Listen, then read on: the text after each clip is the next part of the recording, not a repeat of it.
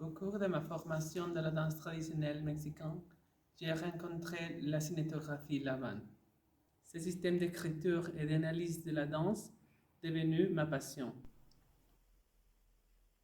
En raison de sa renommée internationale et son expertise du système Laban, j'ai décidé de terminer mes études au conservatoire.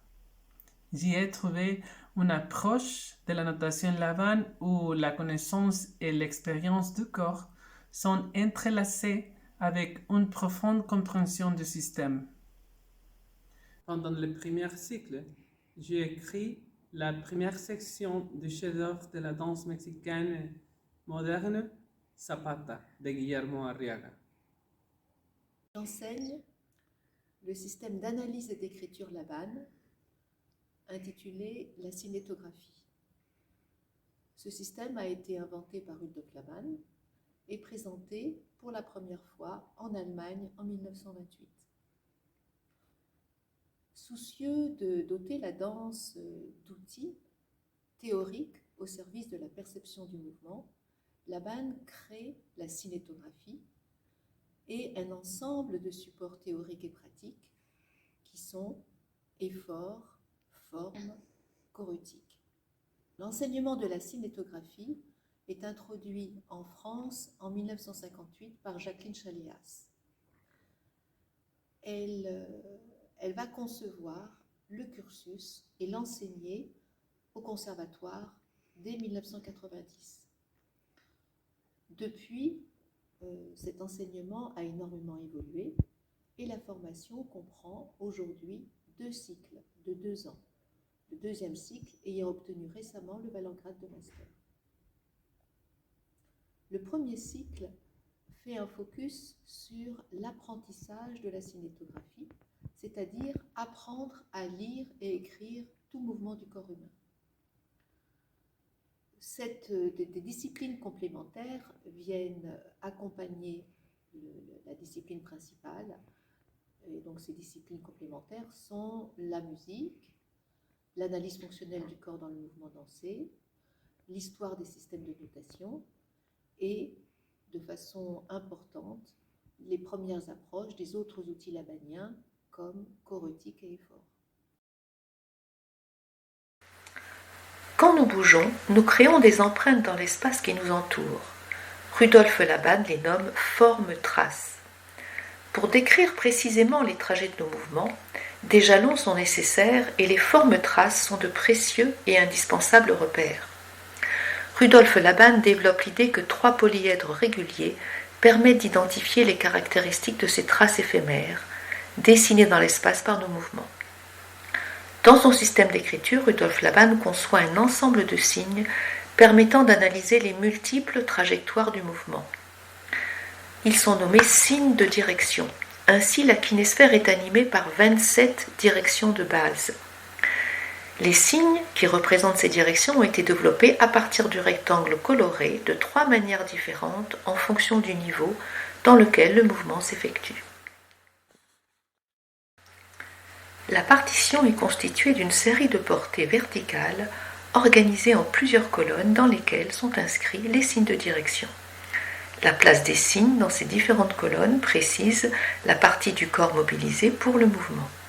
La ligne centrale pour les appuis et transferts de poids, les colonnes de part et d'autre pour les gestes de jambes, puis les mouvements du dos, les gestes des bras et des autres parties du corps, mains, tête. Alors, je suis élève en 2e cycle de notation Laban, dans la même classe que Raimundo. Le 2e cycle Valengrad de master comprend 2 années. Un semestre équivaut à un séminaire. Nous avons le séminaire transmission, où on a eu la chance de transmettre collectivement des extraits de Revelation, une pièce d'Alvin Ailey, au DNSP1 contemporain. Nous sommes basés sur la partition de Ray Cook.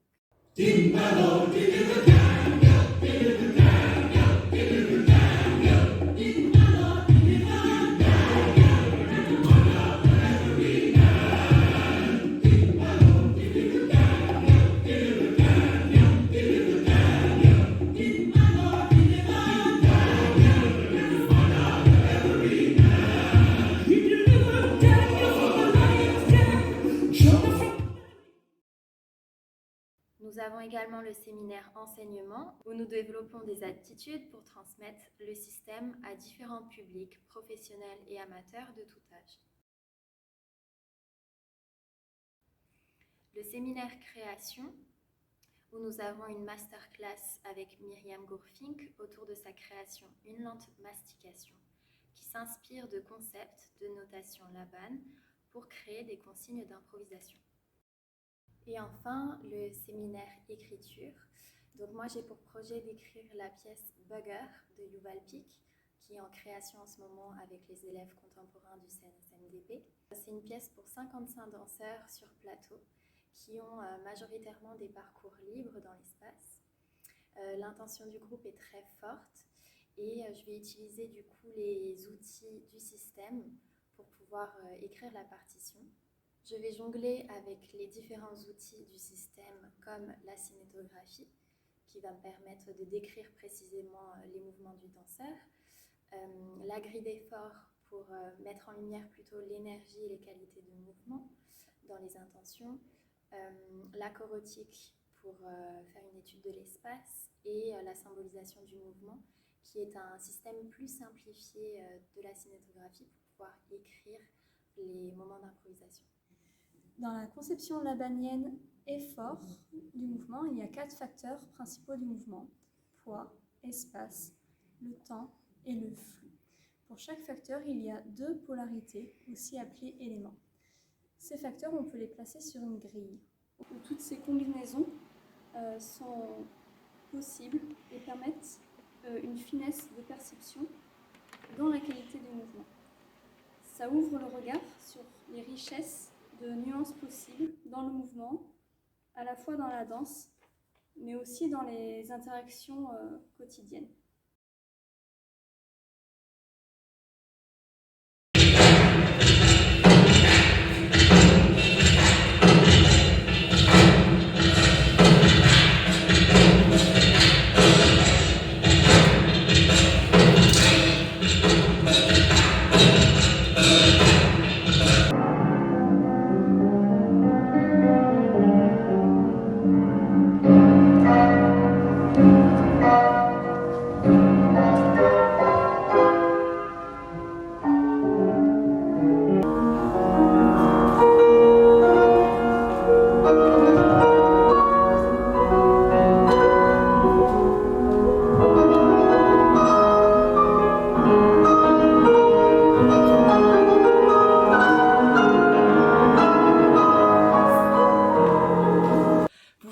Extrait de la transmission de l'étude révolutionnaire d'Isadora Duncan qu'elle a créée en 1921 pendant son séjour en Russie. La partition est de Nadia Tchaïkovski. J'ai travaillé sur son œuvre avec Enzo Pochet, Aurélie Berland, des amateurs et en rencontrant la communauté Duncan. C'est une danse qui s'efface, qui est invisible. Ce solo est expressif et c'est pas l'ego de la chorégraphe, mais de la masse du peuple que la danseuse transporte. La rythmicité, le jeu mouvant entre l'espace interne et externe conduit à l'état d'extase. C'est l'enthousiasme d'une foule qui transpire en un corps. Cette danse épaisse se faufile. Elle est insaisissable par le tuilage des mouvements du dos, comme les courbes des statues de Bourdelle. Épaisse par la force des poings, du cri. Ce solo vient du sol pour soulever la terre.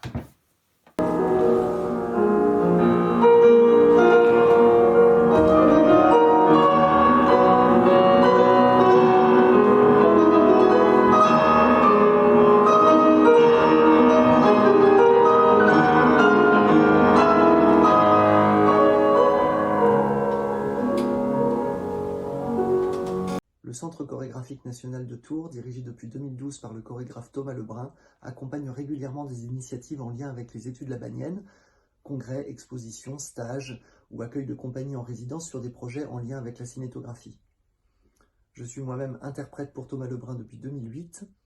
Cette double expérience de notateur et de danseur a conduit Thomas Lebrun à me passer commande de plusieurs partitions.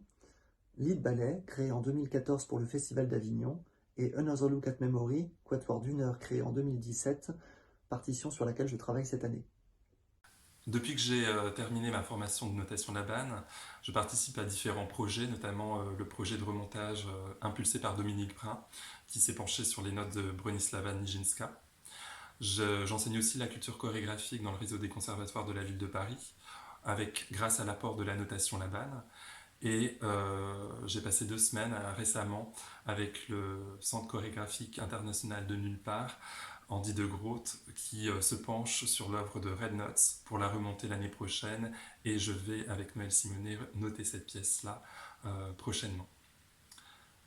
Enfin, j'ai aussi eu l'occasion de travailler avec Jean-Christophe Beauclé autour de son travail pour l'accompagner avec la notation du mouvement Laban. Le conservatoire m'a permis d'être en contact avec une communauté internationale de cinétographie Laban. Celle-ci se réunit tous les 2 ans et j'ai participé aux prochaines conférences en 2022 à Budapest. Cette expérience sera un apport important pour mon projet de développement de la notation Laban au Mexique. Bonjour, je suis Roméo Agide, docteur en art et théorie du musical et compositeur. Donc je viens d'un monde qui au départ est un monde d'analyse de forme, quelque chose d'assez abstrait, assez géométrique. Et c'est dans cet espace initial que je me suis interrogé sur la question de la notation. Au sortir de cette formation au Conservatoire national supérieur de musique et de danse de Paris, cette formation en notation du mouvement Laban, je suis devenu interprète pour des chorégraphes comme Dominique Brun, qui est notatrice, le Sacre du Printemps, plus récemment les Noces, mais également aujourd'hui je donne des ateliers sur la question de la danse, sur la question du mouvement. Et en dernier lieu, évidemment, c'est évidemment dans le cadre de la création chorégraphique, vraiment, que ce langage, que cette pensée du mouvement de corps est apparue avec beaucoup de puissance pour moi, puisque ça me permet aujourd'hui vraiment d'abord d'écrire, de penser, mais aussi simplement de communiquer à l'endroit du mouvement vivant, incarné. Aujourd'hui, près de 400 partitions réalisées par les étudiants sont déposées à la médiathèque Hector Berlioz du Conservatoire. Elles reflètent la vitalité de la formation. On peut y trouver des partitions d'œuvres de création et de répertoire de grands chorégraphes internationaux.